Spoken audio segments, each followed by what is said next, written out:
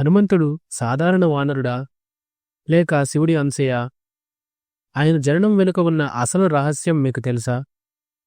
అంజనాదేవి గర్భంలోనికి శివుని శక్తి ఎలా ప్రవేశించింది? ఇది సాధారణ కథ కాదు, ఒక దివ్య రహస్యం. హనుమంతుడిని ఎందుకు వాయుపుత్రుడు అని పిలుస్తారు? ఆ పేరులో దాగి ఉన్న అసలు కథ ఏమిటి? ఈ విషయాలన్నీ స్పష్టంగా ఈరోజు వీడియోలో తెలుసుకుందాం. వీడియోలోకి వెళ్లే ముందు ఆ ఆంజనేయుని యొక్క గొప్పతనాన్ని చెప్పబడిన ఒక శ్లోకాన్ని తెలుసుకొని కథలోకి వెళ్దాం. ఆయుర్బలం యశోధైర్యం నిర్భయత్వం అరోగతాం అజాడ్యం వాక్పటుత్వం చ హనుమత్ స్మరణాన్ భవేత్. ఈ శ్లోకానికి అర్థం, ఆంజనేయుడిని స్మరించిన వారికి ఆయుర్దాయం పెరుగుతుంది, శరీర పటుత్వం, ధైర్యం, కీర్తి ప్రతిష్టలు పెరుగుతాయి. వారికి ఎటువంటి భయాలు, అనారోగ్యాలు, పీడ పిశాచ భయాలు, గ్రహ బాధలు ఉండవు. ఇక కథలోకి వెళ్తే, త్రేతాయుగంలో కుంజరుడు అనే పేరు గల రాక్షసుడు ఒకడున్నాడు. అతడు గొప్ప శివభక్తుడు. జన్మరీత్యా రాక్షసుడు అయినా దైవిక ధర్మాలను పాటించేవాడు. అతడు సంతానం కోసం శివుని గూర్చి ఘోర తపస్సు చేశాడు. శివుడు అతని తపస్సుకు మెచ్చి, వత్సా, నీకు పుత్ర సంతానం యోగ్యం లేదు, కాని నీకు పుత్రికను వరంగా ఇవ్వగలను. ఆమె గర్భమున జన్మించే శిశువు శివాంశ సంభూతుడై ఉంటాడు. గొప్ప బలశాలి, దైవకార్యం కోసం సహకరించి చిరకాల కీర్తిని పొంది చిరంజీవిగా ఉంటాడు అని వరమిచ్చాడు శివుడు. ఆ వరప్రభావం వలన కుంజరుడికి అంజనాదేవి జన్మిస్తుంది. అంజనకి యుక్త వయసు రాగానే కేసరి అనే కపిశ్రేష్ఠుడికి ఇచ్చి వివాహం చేశారు. అంజనాకేసరులకి ఎంతకాలమైనా సంతానం కలగలేదు.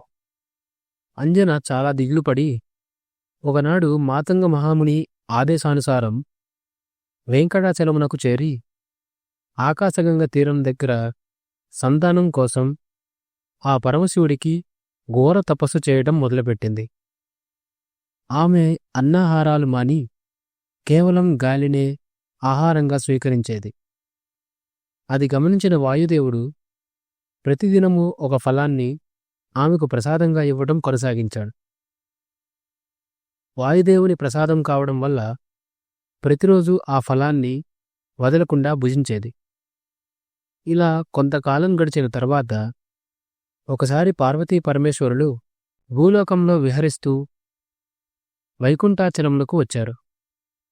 ఆ సమయంలో ఒక వానర జంట రతిక్రీడ జరుపుకుంటూ ఉండటం వారిరువురూ గమనించారు. ఆది దంపతులు ఆ వానర జంట చేష్టలకు ముచ్చటపడి తాము కూడా వానర రూపం ధరించి వారు కలిశారు. ఆ సమయంలో శంకరుడి వీర్యం స్థలించి ఒక ఆకు మీద పడింది. వాయుదేవుడు ఆ ఆకుదొప్పను వీర్యంతో పాటుగా తీసుకొనిపోయి అంజనాదేవికి ప్రతిరోజూ ఇచ్చే ప్రసాదంలా ఇచ్చారు. అంజనాదేవి దానిని ప్రసాదంగా భావించి శివుని వీర్యాన్ని గ్రహించింది. శివుని వీర్యఫలముగా అంజనాదేవి గర్భవతి అయింది. ఆమెకు చాలా భయం వేసింది. భర్త సంపర్కం లేకుండా తనకు గర్భం ఎలా వచ్చింది అని, ఎన్ని అపవాదాలు వస్తాయో అని. అప్పుడు ఆకాశవాణి, తల్లి, విచారించకు, ఇది దైవ నిర్ణయం. శివాంశ సంభూతుడైన కుమారుడు నీ గర్భాన జన్మించనున్నాడు. అతడు మహాబలవంతుడు, ప్రతిభావంతుడు, మహాజ్ఞాని, మహాభక్తుడు కాగలడు.